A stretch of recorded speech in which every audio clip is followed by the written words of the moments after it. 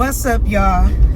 Good morning. Good morning. So this morning, as I ride in, I'm listening to Bishop Bronner, and he's speaking about the fact that just because you go to church doesn't give you an open door pass to heaven. Y'all hear that? He said, just because you go to church, don't think you got no open door pass to heaven.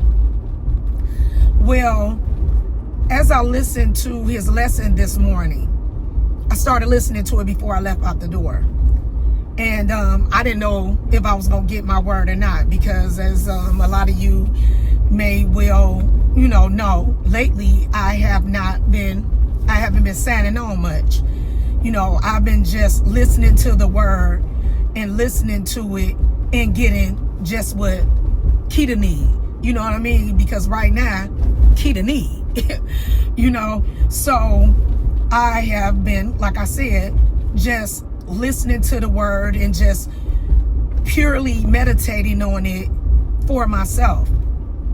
But as I continued to listen, once I got into the car and was riding along, I began to hear the words, come correct. Come correct. And it made me think about my grandmother. It made me think about my grandmother. And it made me think about the fact that she's not coming correct. Okay? Now, I say this because this is a woman who, for most of my life, was always entering the doors of a church. This woman was always what would appear, anybody that would probably tell you something about my grandmother would tell you that this woman was always praising the Lord, or always, referencing, I'm gonna say that, referencing the Lord. But when I say that, when this man made the statement that everyone who goes through the door of a church or goes to church does not have an open door pass to heaven, I instantly, like I said, began to think about my grandmother, because her behavior over the last 6 years has been deplorable. It has been despicable. It has been disgusting. It has been just downright ugly, And now, some of you, if you, again, have been following me some, you know that my grandmother was recently diagnosed with dementia. But although she has been recently diagnosed with dementia, my grandmother is like, I'm gonna put her on like a 70-30 ratio. 70%, that's grandma. This is totally my grandmother. This is totally my grandmother. And 30%, and it may be 75-35. 75 is my grandma. 25 may be dementia. It's a little bit of dementia.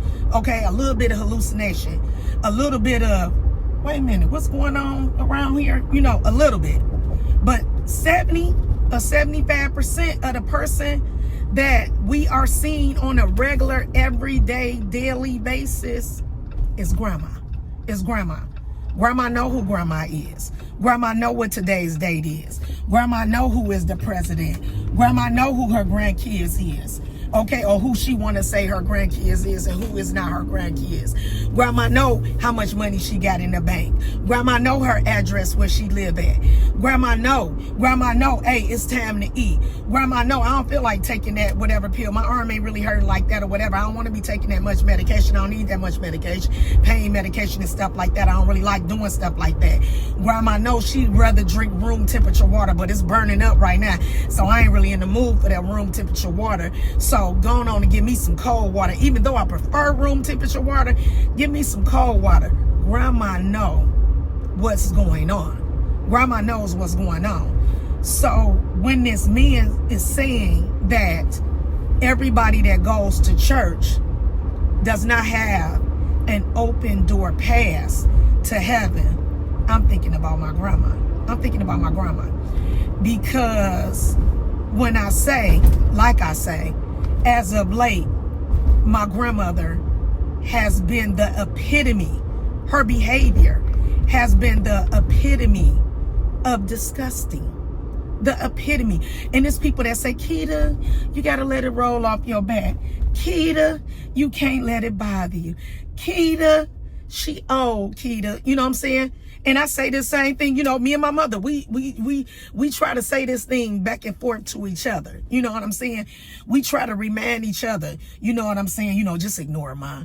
You know, this is what I'll tell my mama. Just ignore it. Just ignore it. Don't even say nothing to her today. When she say whatever, just go on and walk on out the room or whatever. Just ignore it. My mama tell me the same thing. Oh, kid, oh, girl, I ain't about to let her get me. I ain't about to let her whatever. But every time, y'all, she do. But every time she do. And when I say she absolutely loves it. When I say she absolutely loves it. And I sit at times, last week, I sat down with her. We had court. And as we was having court was on Zoom. So the people that couldn't hear us at that time, they couldn't hear us because, you know, we on mute while the other cases are taking place. And I'm reading the letter that I done printed out that came from the probate attorney. And as I'm reading it, I'm sitting like I'm sitting now, y'all. My grandmother is sitting to the left. My mother is sitting to the right. The phone is in front. And it's like, you know how you could just, I could feel her. It was like as if her eyes were plastered onto the left side of my face. And I turned to her and I looked at her and she was looking at me like,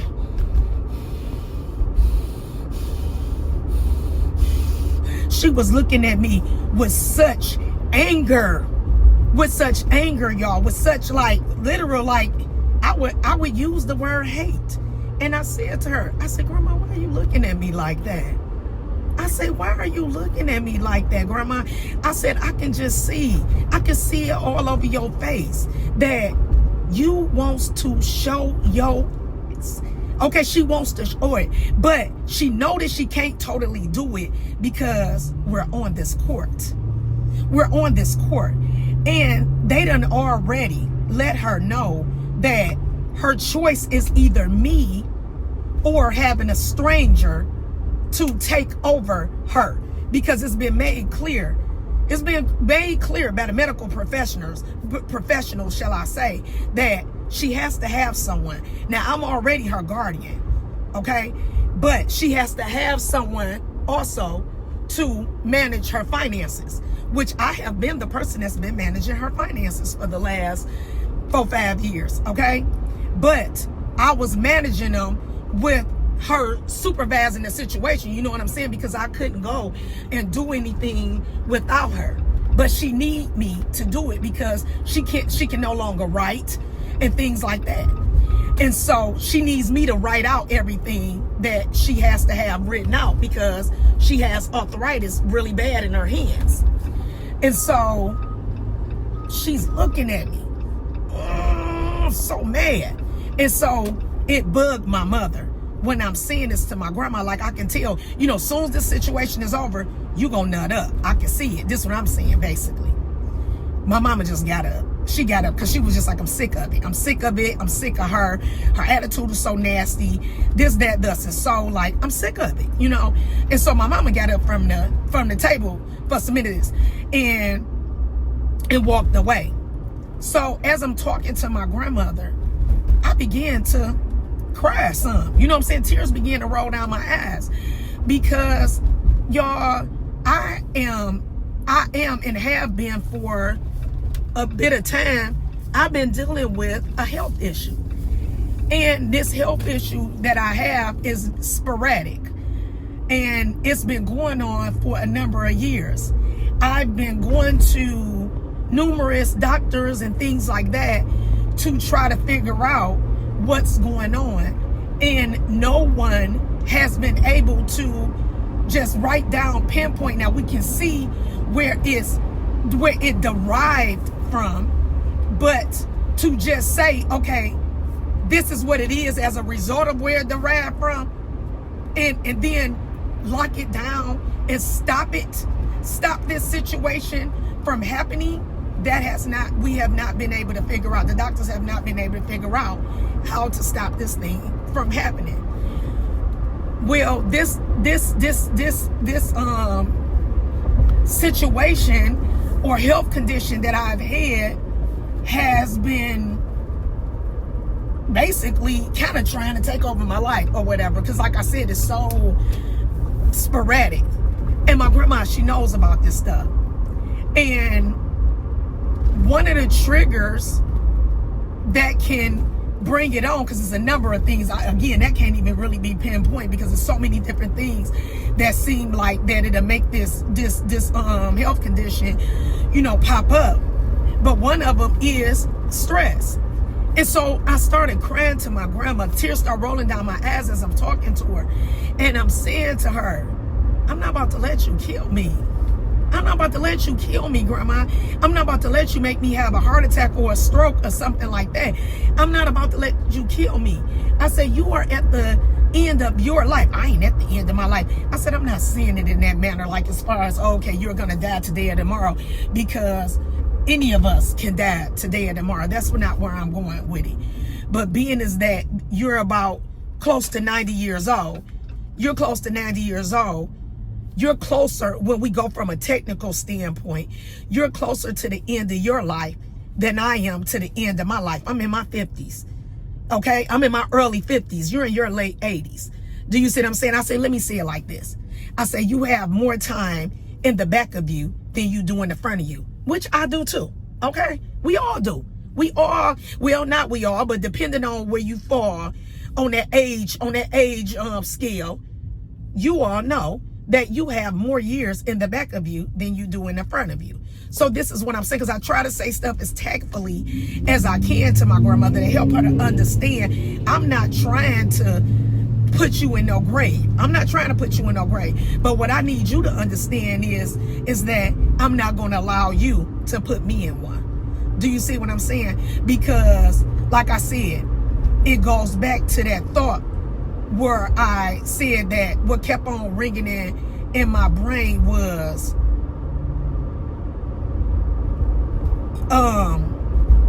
come correct. You got to come to the Lord correctly. And I'm letting her know that your behavior, do you realize that your behavior has not been correct? Because now when it comes to praising the Lord and serving the Lord, me and my grandmother were more alike in that area. Okay, all my years of growing up, my mother was never a person that went to church. You know what I'm saying? It was far few and in between. So me being raised as a child of God and someone who went to church did not come from my mother. It came from both of my grandmothers, as well as my uncle, my father's twin brother. This is how I developed and was given a foundation of serving the Lord, okay? Believing in God, you know what I'm saying? Trusting in the Lord. And so when I'm talking to my grandmother, I try to tap into that part of her that taught me to serve the Lord, trust in the Lord. And I'm saying to her, I know that you got to know that your behavior is unacceptable. I know that you couldn't possibly think that you done built up a bank of blessings where you can stand around now and you can constantly tell people to kiss your behind. Okay? And I'm being nice saying kiss your behind, because y'all already know she's not saying it like that. You can't stand around and wish death on people. You can't stand around and call people or other people on the phone, and all of you are doing is constantly, and she's always been a gossiper. Okay, I can't even lie. She's always been a gossiper. Okay, but again, when I say the gossip is on 100 now, is on 100. And so this is what I'm saying to her while we sitting there waiting for court. I'm saying to her, I'm not going to let you kill me. I'm not going to let you kill me, lady. I'm not going to let you kill me. I'm not going to let you, you like to say things like, yeah, I done outlived all of my family. She likes to pride herself on the fact that she has outlived all of her family. Okay, including one grandson, my brother, who was killed at 15 years old. And then now her own son, who just passed last year. And I like to bring the point to her that maybe you done outlived all your siblings. Some nieces, some nephews. You know what I'm saying? Your grandson and even your own son. Because the Lord ain't finished with you. The Lord has some things that he still dealing with you with. And until you admit that you still, have some things that you need to handle or come correct with, you gonna still be here. Maybe it don't have nothing to do with the fact that, you holier than thou, which you seem to think. Because your behavior ain't coming off holier than thou. Your behavior ain't coming off holier than thou. And she's not helping her daughter, not one bit, meaning my mother. She's not, because like I said, my mother was never nobody who was into church. Okay, I'm not saying my mama don't believe in God on whatever level that she believes in God, because she does. But my mother don't have that same type of faith, that same type of relationship with the Lord that me and my grandmother has. So I look at my mother and I see my mother looking at my grandmother in total disgust. And she's looking at her in total disgust, and she's associating it with God. My mother's associating with God. I see her doing it, and she can't help it. And this is the thing that I try to explain to my grandma. This is the reason why so many people who don't already currently have a relationship with the Lord don't want to get one. So many people who do not already currently have a relationship with the Lord think poorly of church people. So many people who already don't have a relationship with the Lord don't believe in God at all. Okay? Because they're looking at people that are behaving like you. Do you see what I'm saying? So I talked to her, and she'll let me know, basically, get out of my face. Basically, she don't want to hear it. You know what I'm saying? And again, I know some of y'all may say, well, she has dementia, Keita. She's 80-something years old, Keita. She's this and that. When I say she will repeat whatever backwards and forwards, okay? The lady, the lawyer, the probate lawyer, I was reading my grandmother the different stuff that was in the paperwork. And as I was reading the stuff in the paperwork, her face began to soften. It began to come down, because I'm telling her that the lady is saying in here, you understood this, you understood that, this, that, thus, and so, or whatever. But she do see that you need somebody. You know what I'm saying? They do see you do need somebody to manage your affairs and this and that. And like I let her know, whether if I manage them, Grandma, or if a stranger manage them, somebody gonna manage them. And I don't have to. I don't have to, because I don't want this. I don't have time for this. Do you understand me? I'll let them go on. And the lady that made it was in the paperwork that made it clear. The hospital recommends that she goes full time to a nursing home, not live at home. Not live at home, being cared for by my mother, and then me doing the things that I'm doing as far as her medication and managing her business, her finances, taking her to her appointments and stuff like that. Do you see what I'm saying? They say she should go to a nursing home. I'm showing it. I'm holding the paper up, and I'm showing it to her. This is their recommendation. We trying, Grandma. We trying. We trying to keep you here. I know I'm staying in my house. They ain't doing nothing. They ain't this and they that. I can let you go on and see how it's going to go.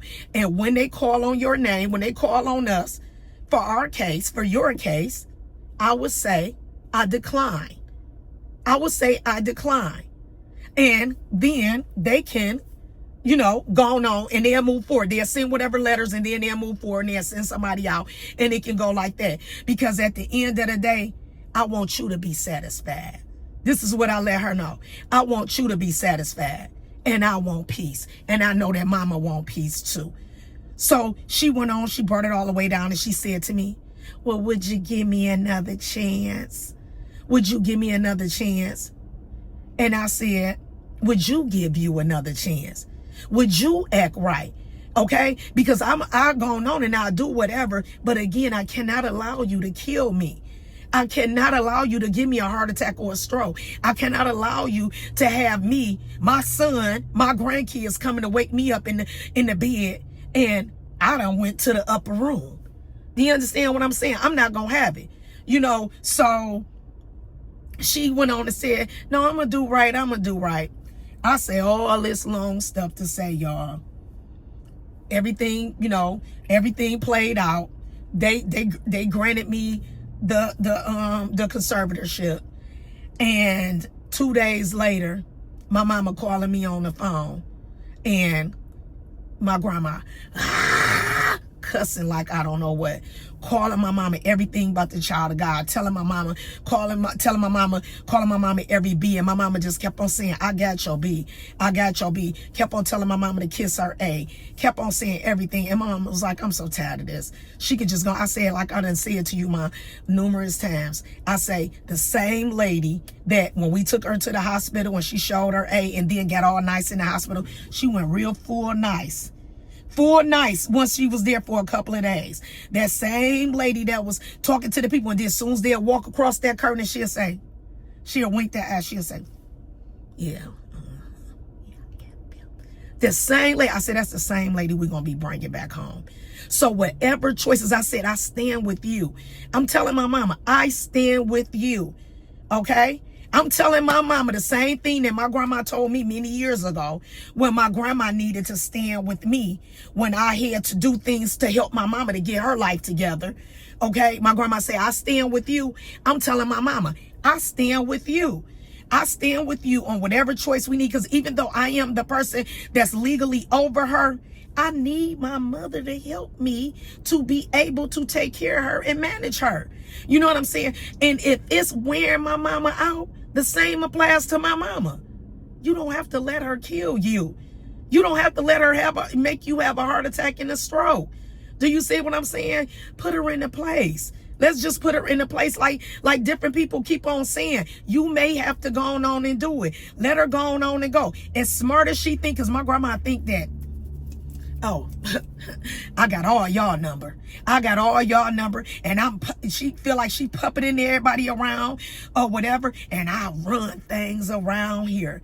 And guess what? What you not gonna do is run me down in the ground.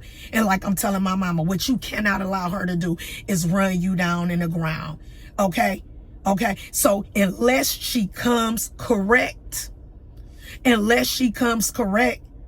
ultimately, we gonna end up having to put her into a facility. And that saddens me, y'all. But I'm not about to let her kill me. I'm not about to let her kill me. All right? So that's my I guess my venting for the day, y'all. Y'all ain't heard from me in a while. But that's my venting for the day. I'll talk to y'all later. Bye.